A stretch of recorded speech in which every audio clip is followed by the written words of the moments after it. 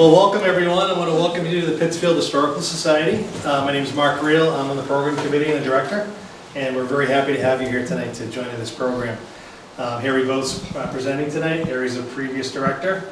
He's going to talk about Pittsfield Historic District. Thank you very much, Mark. Leslie and I moved to town about 40 years ago, and so we're still considered new here in town. And I remember when I first started seeing these banners that say Historic Pittsfield, I thought, oh, the chamber's been busy printing out banners or something. I didn't give it a lot of thought about, well, is there something behind that or not? And it turns out there is something behind that historic district. It's not something that someone just stuck on a banner on a pole to help promote downtown Pittsfield. It's actually overseen by the National Park Service to get that designation, and a lot of work goes into it. And I'll talk about that in a little bit of detail.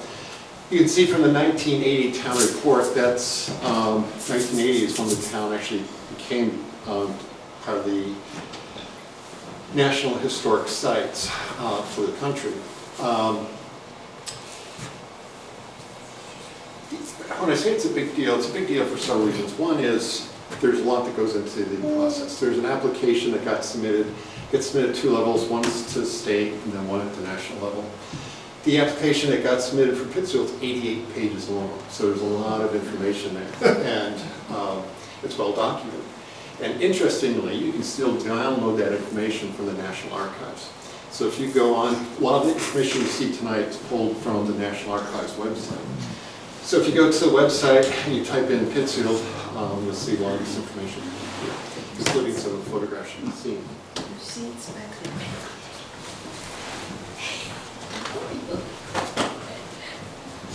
Now, before I get into the presentation too far, I want to talk about a couple of things in terms of how I conduct presentations. One is I try to weave in some fundraising for the society. And Liz, can you help me out with the fundraising portion tonight? Sure. Is that fun with a D or just the fun? Yeah. I do both. I'm going to tell you how this is going to work. So, Liz, at the end of the presentation, there's going to be a 5-question quiz. Okay? You're the only one who's going to be answering the questions. And for every question you get right, I'll give you $5 for the society. Okay? Wow. So you may Can I have a friend or anything like that? we'll see how you do. If you start to struggle, we'll give you we'll let you have a friend or make a call or something. So that's $25. So we all get to watch Liz squirm for $5. Now, personally, I like to see Liz squirm. So if anyone wants to make her squirm a little bit further, I'll match it. there you go. I call 2 friends. So now it's going to be $10 a question. So you're out of really good squirm. So people can think about it. I'll give you a chance to see if you want to contribute and make Liz squirm a little bit further at the end of this presentation. But so you get the idea. The more money that's on each question, the more we get her to squirm. I think call a friend should be an option. There's a room full of friends. But we don't know any of the questions. We'll see. You might. The other thing, I'm also very conscious of time when I do these presentations. And I think this quote describes it pretty well. So a good presentation is like a mini skirt. It's short enough to retain interest, but long enough to cover the sides. So if my mini skirt's getting a little long, just let me know and we'll keep it moving. All right. So as I said, the listing on the National Register occurred in 1980. From 1979 to 1982, Pittsfield was very busy. A number of people were here for this bicentennial. Mark, were you here for bicentennial, Yes. Center? No? Who else was here for the bicentennial? All right, there are a handful of people. Going back, reading through the town report, you can see there's a lot of preparatory work being done in town for that. There were a couple of block grants that were received, and these were for housing repairs for lower income. So a lot of houses were brought fixed up and painted. There was a lot of repair to sidewalks and roads. Blueberry Express Daycare Center was developed, and there was also put together the Community Development Board was formed, and that's a form of that still exists today. And they're the ones who oversaw that process, those grants. So the two grants together back then totaled $1.4 million. Today it's about $4 million. So the significant amount of money came into Pittsfield to park, spruce it up for the bicentennial, as well as just to help it overall. So in the middle of that process, this Community Development Board also oversaw the application for the National Park Service and the listing on the historic site. The local Rotary, as well as some of the businesses, were also part of that process. So there's several different groups involved. There are two things that are really being focused on as part of this listing. They're looking at the age and integrity of the town and area. They're also looking at the historic significance. So when I say integrity, I'm not talking about just buildings and how they look. They're looking at the whole history of Pittsfield from the time it was initially formed up to 1980. And what they want to see is how much of history of Pittsfield's past is still reflected in today, or 1980, so to speak. And then they're also looking at what the historic significance is. What's important about Pittsfield's history, not only to Pittsfield, but also to the larger, so in this case, the state of New Hampshire. And they did find some key characteristics that apply to, once again, outside the bounds of the town and into the state.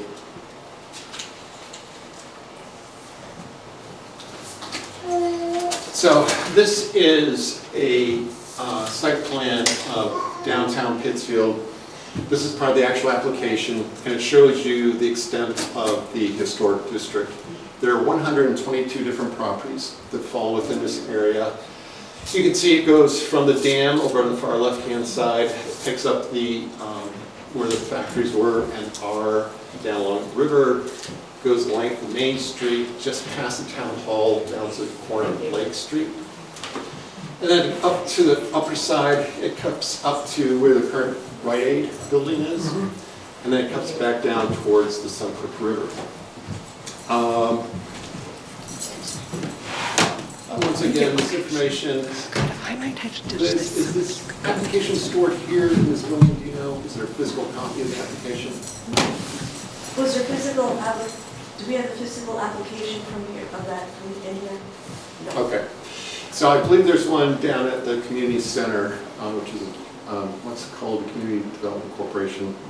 BCGC? Yeah, I think they may have one on file, but if not, it's also once again stored at the National Archives. So what I did is, this is a large document, it's a little hard to read. So I've simplified it, pulled that information, put it together in a different format. So this is actually in an 8.5 by 11 format, Liz, so if you want copies of where the historic district is, I can send you a file for it and you can print it out. Sounds good, thank you. Okay. So once again, you can see the shape of the outlines.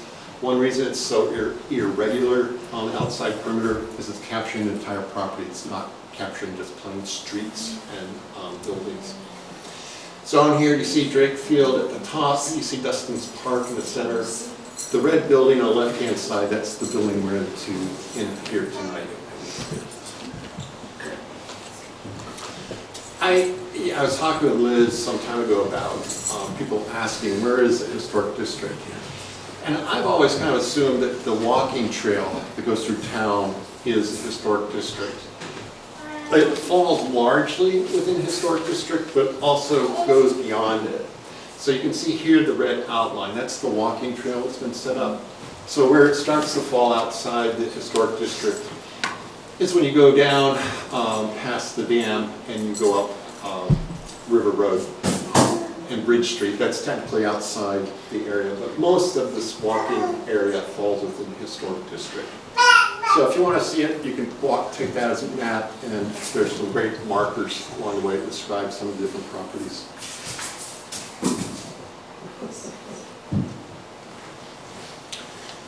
So the question I had, and I think some other folks have, is what's so special about Pittsfield? What brought it to being listed on the National Register of Historic Places? Land, age integrity, atmosphere, and historic significance. So in terms of land, and I'll go into all these in a little bit more details we work through, but Pittsfield's got a great water resource. We've always had it, and we'll probably always have it. Timber, some of our earliest mills are related to the timber industry. Agriculture, and the rolling hills around this area. Age and integrity, there's actually been very little change to the architecture of downtown since the 17 and 1800s. Most of the buildings you'll see on Main Street are constructed in the 1800s. And if you look back through the photographs over the years, surprisingly little has changed in terms of a lot of those buildings, which gives it that integrity. Atmosphere has a feel of the small New England mill town. And when I bring these things up, these are some of the things that are noted in this application to the National Park Service. So it has that feel, it has the rolling hills, it's very scenic around here. There's this tight weaving together of industry, commercial, residential. That's very indicative of the old New England towns. Historical significance, Pittsfield's the home of the second oldest mill in New Hampshire.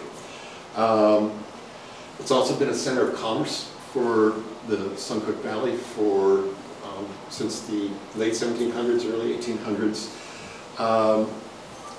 It also has some of the earliest examples of what's called corporate housing, and that's developed as part of the mill process.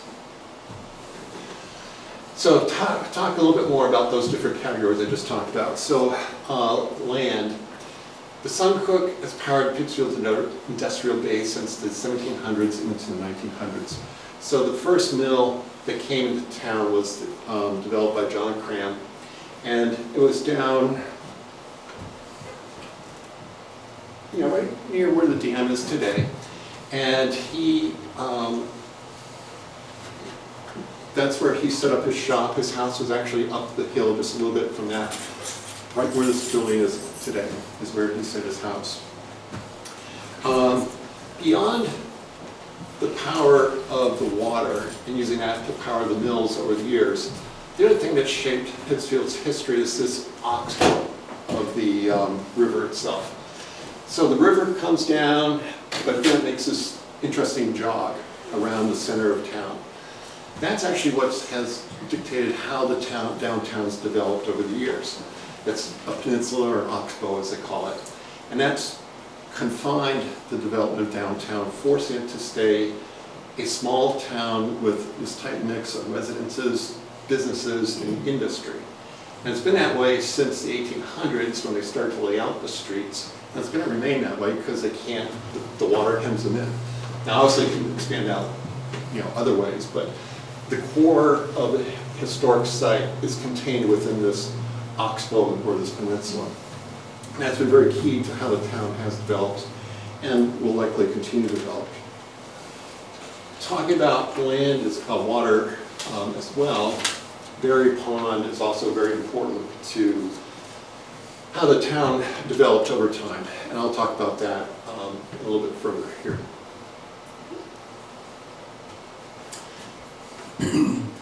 Dartmouth College has started scanning a bunch of maps that were developed in the mid-1800s into the mid-1900s. And they're called the Sanborn maps, fire maps. And has anyone ever heard of the Sanborn maps? One has, they're impressed. So Sanborn Maps was a private company, and they would put together, they'd go into the towns all across the country, towns of significant size. And they would survey the properties, and they make detailed comments about the buildings and structures that are there. And it was for fire insurance purposes. So they would then sell these maps to the different insurance companies around the country. And this saved the insurance companies the hassle of going out to each town, and travel was difficult back then, to assess what's going on in the town, how much risk is there to place insurance on these companies. So these plans for Pittsfield, there are 5 maps, each one generated about 7 years apart. So the first one's in 1885, the last one's in 1912. And as you start to look at the maps in detail, it's very interesting. Even beyond this, you can start to see how companies grow over time. For instance, there's a mill down on Clark Street, near where the town pool is today, that started out as a sawmill, and then it became a cider mill 7 years later. Another 7 years later, a different owner has purchased it, and you watch it grow, and then in 1912, it was out of business. And that's also noted on these maps. So it's very interesting just to see, you can physically see these businesses grow, shrink, and expand over time. What caught my eye about this particular map, so this is 1885, is, so here's a dam, here's a bridge that goes over, but where Donnie's is today, you see some water there. And I'm like, oh, what's with that? I'm going to flip through to the next slide and get you more detail about what's going on in that area. So here's that water we saw, and looking at these different buildings, so there's a livery here, there are a couple dwellings, but I don't see any sawmills or anything, so they're trying to tap into that water. I think, this is my own guessing at this point, is that that was just the natural course of the river. There was something going on there with the river that they didn't have, they just let it meander as it would. So I'm going back now. So I think this may have been just the way the water naturally wanted to flow. So they actually had 1, 2, 3, 4 bridges to get into Pittsfield at one time. And then if you go 7 years later, this water's gone.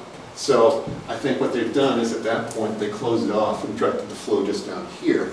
The advantage of doing that is it gives them more power for the mills because there'll be more flow going through. The other thing that's interesting about this, so this is where Donnie's is currently today. So what's there? There's a little grocery store right here. This is a grocery store. This is an apartment building. The same location, I don't know if it's the same building or not. A livery stable, a couple dwellings. Where TC's garage was a tenement house. So once again, it's just interesting to see this, how things were distributed and constructed back then.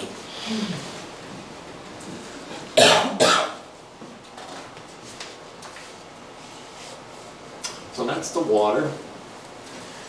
Age and integrity of the buildings. One of the things they said in the application is the most striking aspect is how intact the downtown is, with few gaps in the streetscape and architectural fabric. Now, once again, this was 1980, so we've lost some buildings to fire over time. So we've lost the 2 buildings in the center there. I don't know if they're both Volpe or not, but the 2 buildings in the center are gone. You can see the Washington House in the far distance, which is where we are right now. That was also burned in the 1980s at some point. But the character of the street still remains the same today. And then this is down at the far end of Main Street. And you actually just get to see some of the buildings that were constructed for mill workers back in the 1800s there as well. Atmosphere, the memorials, the statues, mature trees, Philly Park, it just adds the air of the age of the town. Seeing some of the old granite that's still there, it's been there for hundreds of years now, still remains. And all that lends to that sense of an old historic town. In the application, they also talked about the cast iron fence that you see around the former Tuttle building, former funeral home down the other end of Main Street. The presence of the eating and drinking establishments, also part of small town atmosphere that led to our development. From the historical importance of the town, this is probably where most of the emphasis came through in this application. And they broke it down to 3 phases: the development of the town center, introduction of large-scale manufacturing to town, and then the arrival of the railroad. I included this shot of the former Globe building. This is where the Rite Aid is currently, but it was recognized as part of this application because they felt it was a good example of early manufactured building in the 1950s era.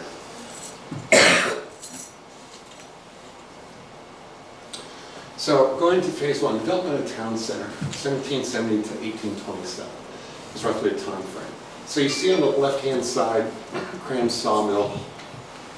Just up the hill from there was his house, and once again, that's where we're located here tonight. Main Street was set by a straight line, more or less a straight line, that went from John Cram's house to the meeting house, which was one of the earliest buildings in town here as well.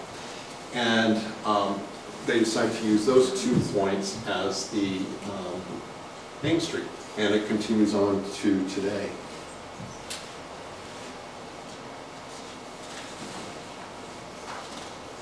The other item that helped cement the importance of Main Street for Pittsfield, as well as the surrounding area, was the introduction of 2 taverns. So in 1810, the Long Tavern was erected across from the meeting house, and then the Fog Tavern was just 2 properties down from there. Both these buildings are still standing. So the Long Tavern is right across from the meeting house. I believe it's an apartment building now. And then once again, if you look just beyond, I think it's the entrance to the Rolling Green, is what used to be the Fog Tavern.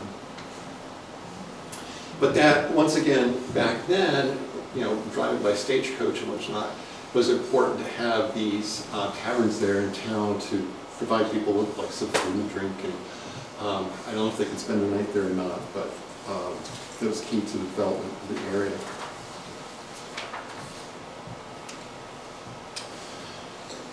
So in the top right-hand side, you'll see what the old meeting house looked like. Once again, it's a community center today.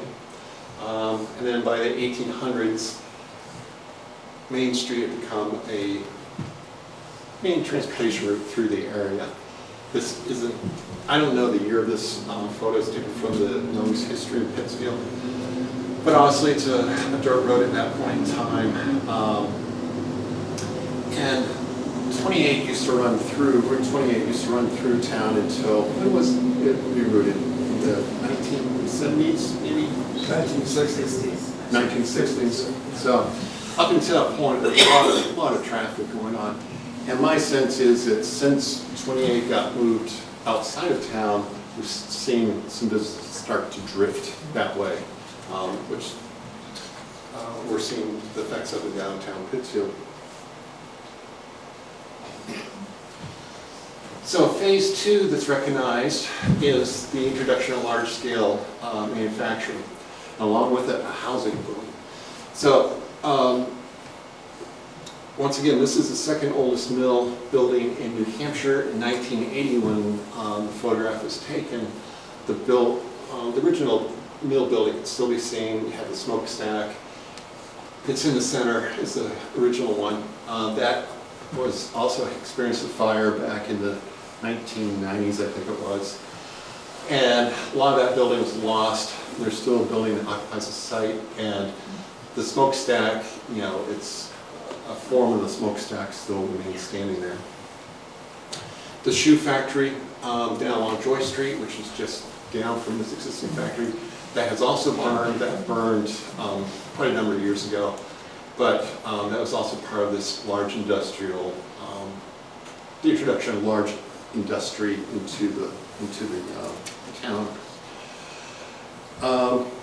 Along with this became quite a demand for housing. So there's tenement housing and new housing set up all through Pittsfield, going up the hill largely from the mill areas.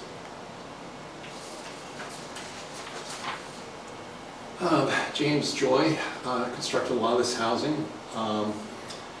Boarding house number 1 is still standing today, and that's the one you see at the top. It was built in 1827. It's one of the earliest mill housing examples in the state of New Hampshire. Down on Chestnut Street, there are several brick buildings you see there. So those were also part of the mill workers' housing. That was built around 1840. And if you go down to the area of Donnie's, where Donnie's is now, and up Concord Hill Road, back at this time period, you'll see quite a number of tenements set up down there and some dwelling housing as well. So once again, this speaks to the integrity that the National Park Service is looking for. These buildings are still standing today. They're still there. They're still being used as housing. And they haven't changed a whole lot. You know, there's different sidings and whatnot that's been put on, certainly to the boarding house number 1. But the original structure's still there, the window layout's still there, and the general shape of the building is still there.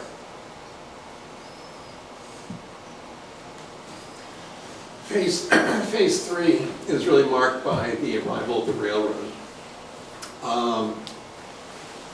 Once again, thanks to the National Archives, you can go in there and pull up plans of the state of New Hampshire, and you can see where all the railroads are laid out. So this is the line that went up to feed Pittsfield. So it started out Suncook, went up into Epsom, Chichester, came through Pittsfield, and then went on up to Barnstead. And down here you'll see a photograph of the railroad engine number 1 as it arrives in Pittsfield. Now this started to introduce a whole new development within Pittsfield. So most of the development had been focused on Main Street and the mills at this point in time. The mill yard here started to get up to develop near where Bell Brothers is, and I'll show you more of that in a second, but a lot of different companies and businesses sprang up because of that. This is just a plan of the state of New Hampshire, a map of the state of New Hampshire, showing all the rail lines back at that time. And you can see there are quite a number of them, and these were all active. So quite a number going up around the Seacoast, up through Manchester, Concord, up into the White Mountains, and they continue on up into Montreal, Vermont, and Maine. So in New Hampshire at the time, there are 5 active railroads. There's the Boston and Maine Railroad, Concord and Montreal Railroad System, which I believe is what fed the track that Blueberry Express ran on. There's a Fitchburg Railroad System, Grand Trunk, and then Maine Central is also part of the rail system at that point in time. And this goes back once again to 1894. So this is how the railroad came into Pittsfield. If you're down by, people are familiar with Whitesbrook apartment building.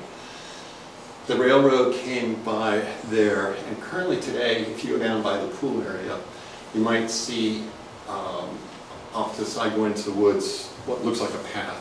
And that's a path that actually today leads down to the Whitesbrook apartment. I think a lot of people use it as a shortcut to walk into town.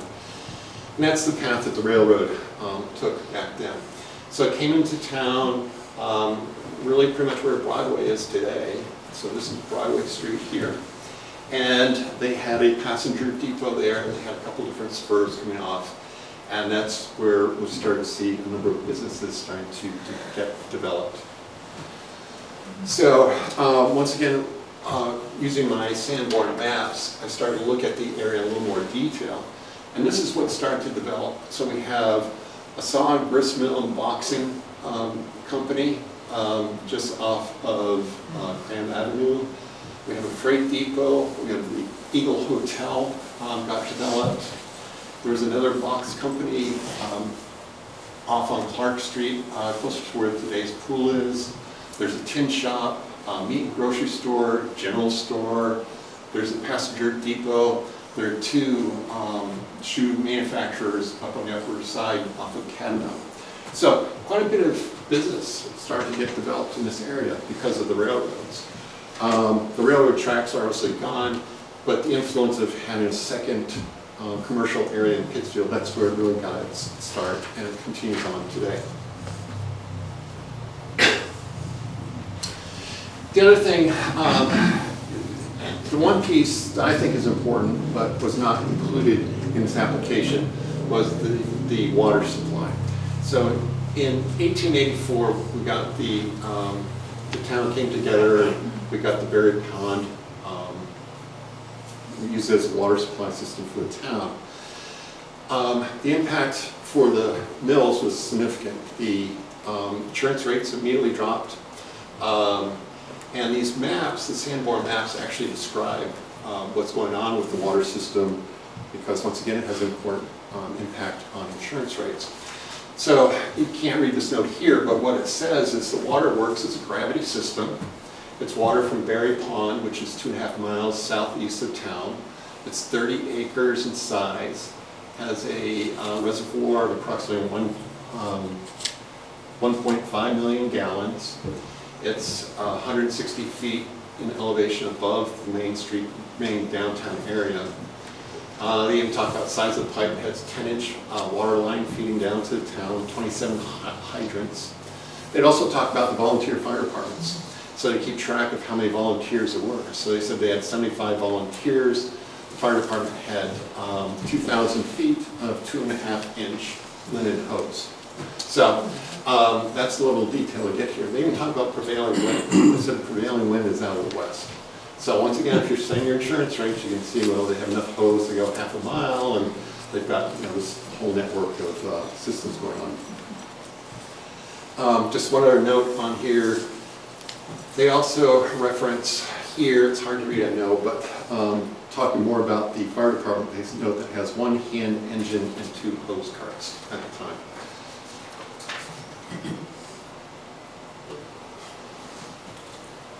So, what does this do for the mills? The mills were very quick to take advantage of this water supply. And they immediately, within a year or two, on the plan, you start to see that they've brought sprinkler systems into the buildings. I didn't realize that back in the early 1900s, late 1800s, you had sprinkler systems in buildings, but they did. So this plan, you can see all the dashed lines. That shows where they're bringing the water supply into the buildings to provide that fire protection. Fire is a huge problem for these mills, and anything they could do to reduce that risk, they were trying for. Some of the notes that they include here on this plan is a note that there's a watchman present in the mill on nights and on Sundays. The power for the mill comes from water and steam. The steam fuel is coal and wood, and the lights are electric. It's interesting they're using electric lights. A lot of the buildings in town is purely using kerosene, so that's kind of interesting. The other thing that's interesting is there's a bridge that goes across the river, and it's going to a saw and planing mill. And I'm assuming they use some of that, the chips from and sawdust as part of their fuel for the furnaces that they're using to make the steam power. They also talk about how the building was used. So the basement was, they referred to as mixing. I don't know what they meant by mixing. This is a cotton mill. But the first floor was a finishing area up front. They had frames spinning on the second, third floors of the red area. And then weaving was in a large yellow area back here. And then they had the finished products along Joy Street there.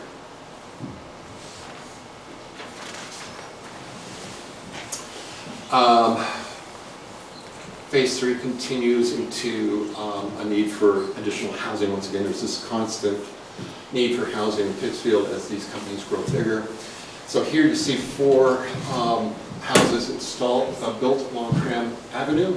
Those were constructed by Mr. Cram, and his hopes were that other people in town would follow suit and start to develop additional housing at their cost for the workers and rent them out or sell them. But what's interesting about this one from an architectural standpoint is this is the Tuttle house that's still standing. It has a French Second Empire design certainly to the roof system, and you can see that that was mimicked in the design of the buildings on Graham Street. There's also, with the larger buildings, there's more money starting to flow into town, so it's becoming a little bit more prosperous. You're starting to see that in the buildings that are constructed. So we're starting to see significant civic buildings being built. We have the Baptist Church in the far distance here, and then we have the Academy was built as a red structure on the right-hand side there. And of course, the library down at the bottom. The population at this point is up to 3,000 people, and it's increased about 40% over the past 5 or 10 years at this point.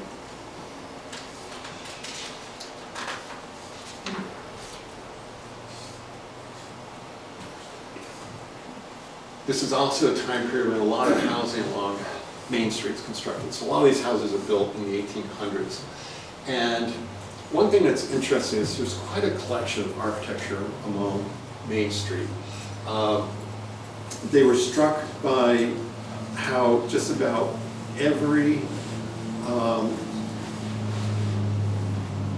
style of design in the 19th century, so in the 1800s, is present in the buildings along the south side of Main Street. So all the residences there, they all are different styles, but they're reflective of what was going on during that time period nationally from a design standpoint.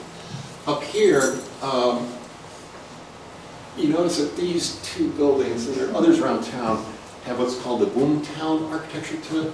So there's this freestanding face to the front of the building that's traditionally done to conceal the gabled end of the building.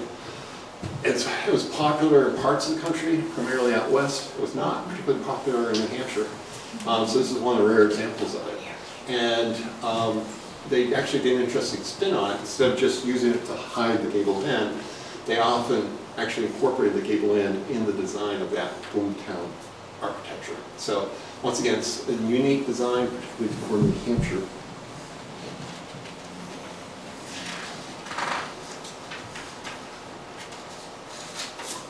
Some of the common questions that come up about being listed on historic registers, people aren't sure what the restrictions are, if any, on these things.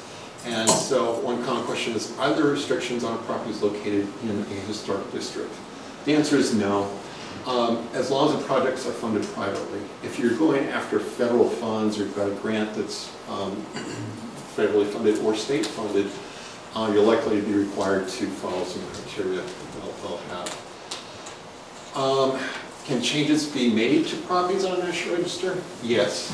Listing doesn't result in any regulations or restrictions on the property once again. Very similar to what I just said before. You're pretty much free to do with the properties you want. Once again, unless you're using state or federal funds.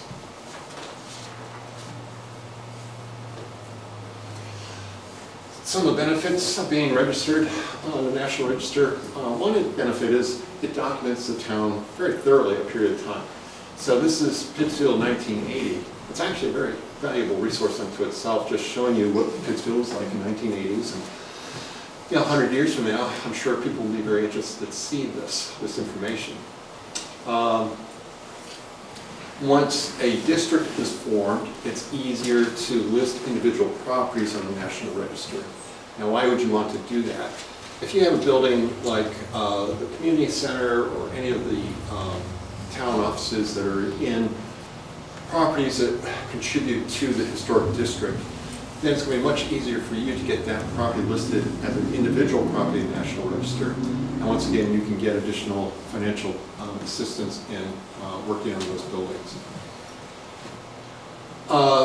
You also get access to grants such as the Community Heritage Investment Program, LCHIP.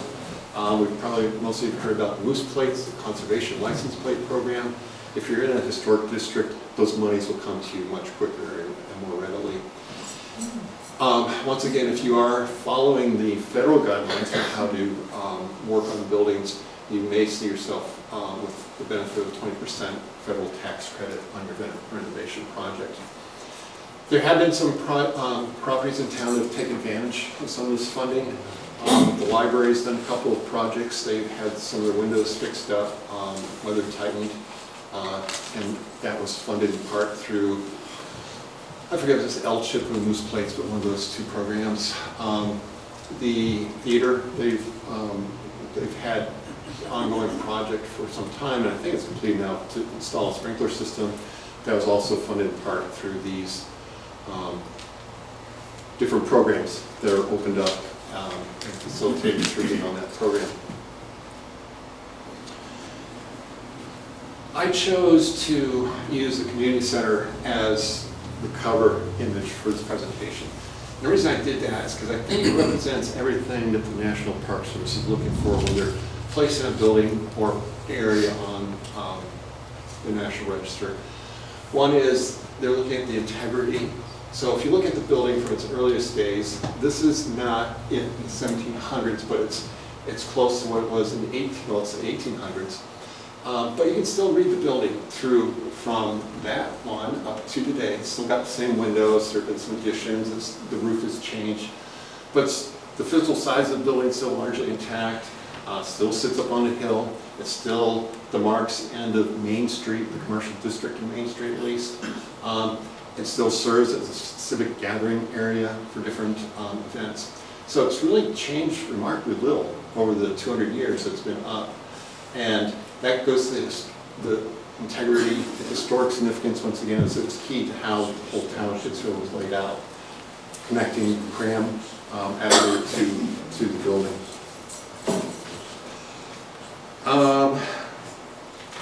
The other thing I've noticed is we've lost a lot of buildings. It's amazing to see how many buildings we've lost since the 1980s going through it. So we've lost the Washington House to fire. We've lost the mill building that bottom to fire.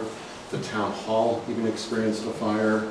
The building used to be a building across from here, the Tuttle Block, I believe it was called, burned down a number of years ago. So, fire is always a problem. Some of these buildings, particularly ones that are in public domain, if they are interested in sprinkler systems out to help preserve them, there is funding through some of these programs to help do that sort of thing and help preserve them. All right, before we put Liz on the hot spot, any basic questions at this point about what I've talked about so far tonight? Okay. So, Cedric's going to add to Liz's discomfort by adding another $5 to it. So it's now $10 per question, Liz. What you get right, will be $10 towards the society. All right, so now we're up to $15 per question. We got another one, $20. This is $25 I per need question. all the calls. All right, $25. Anyone else want to add anything to Liz's discomfort? Okay, Liz. I'm wiggling. I'm squirming. Okay, Mark, you keep count. Okay. So, the first question, Liz, is what's the name of tonight's presentation? Is it what's so special about Pittsfield? Is it Pittsfield's historic district, or is it a history of Pittsfield? B. B, Pittsfield's historic district. Very good. So $25? Okay, 25. All right. Question number 2 is how's the location of Main Street established? A, was the straight line from John Cram's house to the town's first meeting house. B, was it a straight line from the town's first pub to the old meeting house? Or C, did it follow paths that Peter had taken? See, looks tempting.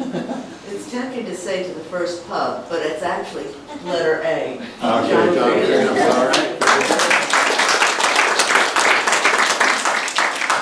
So where are we at, Mark? $50. $50. Nice.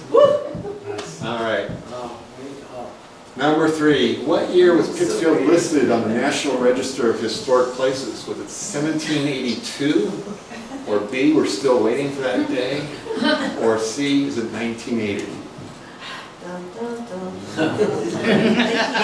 1980, all right. This is doing good. $75. $75. Nice. All right, number 4, we're going for $100 now. Which one of the following was key to how the downtown was developed over time? Was it the location of the railroad tracks? Was it the location of a liquor store? Or C, was it the oxbow shape of the Suncook River which led to a tight mix of commercial and industrial residential buildings? I'm going to take the long answer, letter C. I thought you might do that.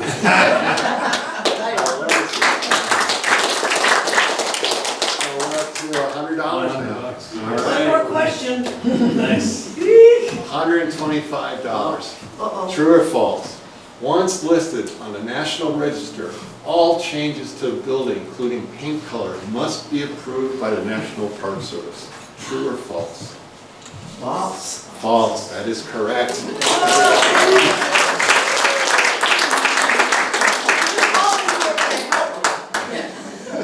So if people, after the meeting, you can just leave them with Mark. Your donations are greatly appreciated. But thank you, everybody, very much, and we'll go from here. Thank you.